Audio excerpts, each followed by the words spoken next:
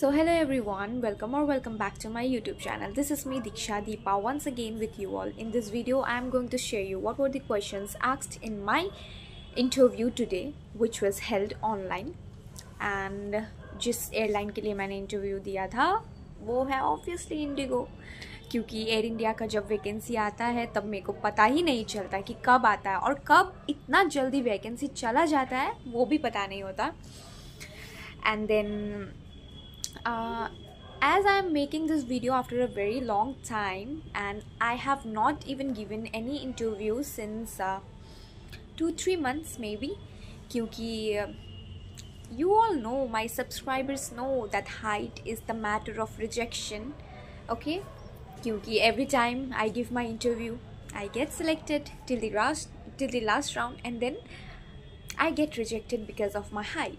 And even in online I have given my interview, I got the calls for my medical, and then after when I went there I got rejected for my height. And then after उसके बाद से मैंने एक भी interview नहीं दिया है, मैंने एक भी ऑनलाइन इंटरव्यू भी नहीं दिया, वॉक इन इंटरव्यू भी नहीं दिया है, क्योंकि अब हाइट इशू है तो मैं क्या कर सकती हूँ, है ना. लेकिन फिर भी I am doing some exercises, लेकिन वो भी बहुत इरेगुलर, एक दिन करती हूँ 2 दिन नहीं करती हूँ अभी फ़िलहाल. तो फिर मैंने सोचा कि why not, walk in interview तो नहीं जाऊँगी क्योंकि ऑब्वियसली खर्चा हो जाता है यार, जाने में खर्चा, आने में खर्चा, उधर खाने में खर्चा, क्या खर्चा, कुछ खर्चा हो जाता है. So then only I thought कि मेरे को मतलब ऑनलाइन इंटरव्यू देना चाहिए.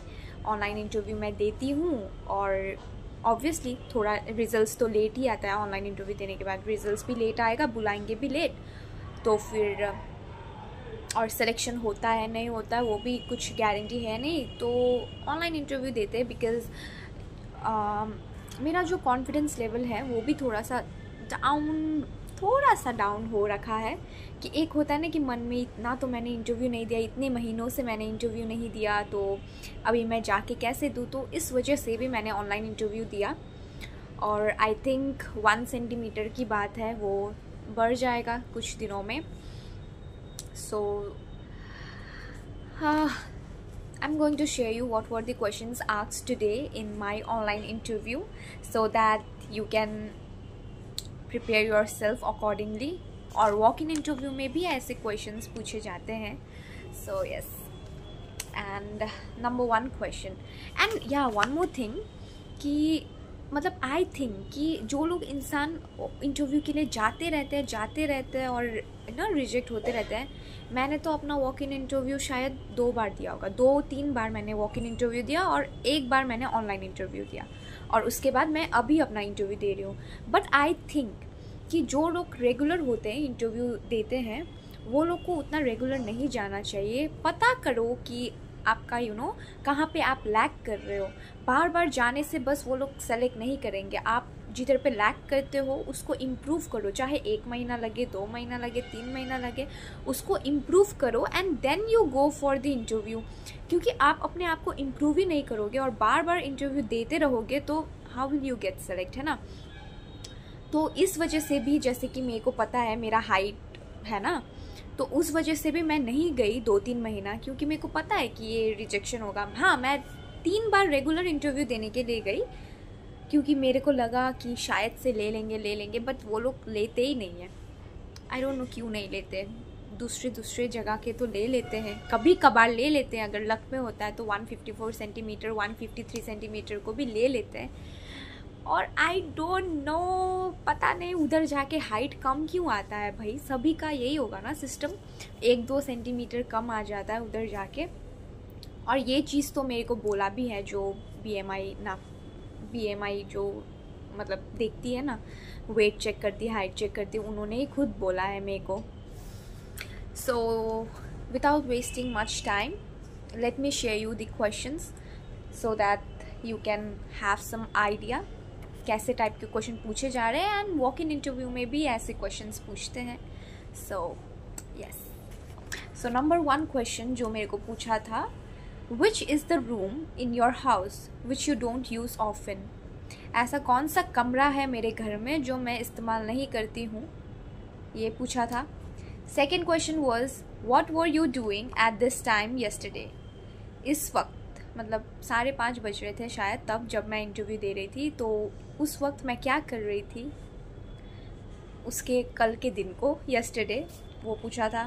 And the third question was what your friends do to stay healthy mentally.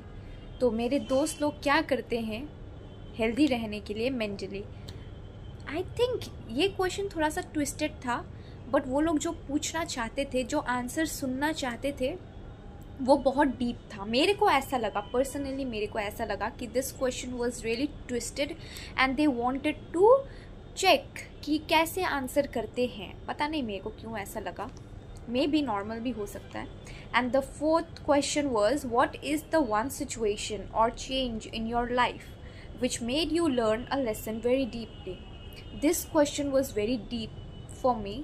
मेरा आंसर भी बहुत डीप था, मैंने बहुत सोच के आंसर दिया ये, मतलब। और ये क्वेश्चन मेरे को बहुत ही अच्छा लगा, यू नो, बहुत ही अच्छा लगा।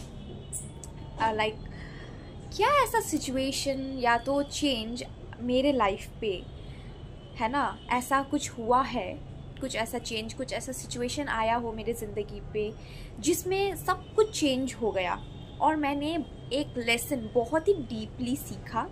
ये आंसर टच वुड बहुत रियल था, मेरा बहुत रियल था, बहुत ब्यूटीफुल आंसर भी था शायद से, और क्वेश्चन भी बहुत ब्यूटीफुल था।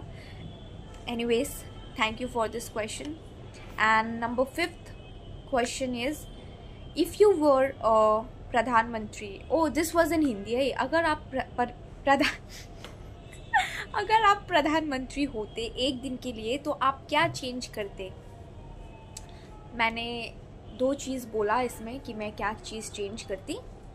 So if you want to know my answers, I can make a video separately on that, but I cannot tell my answers right here क्योंकि it will be a very long video and then आप लोग देखोगे नहीं।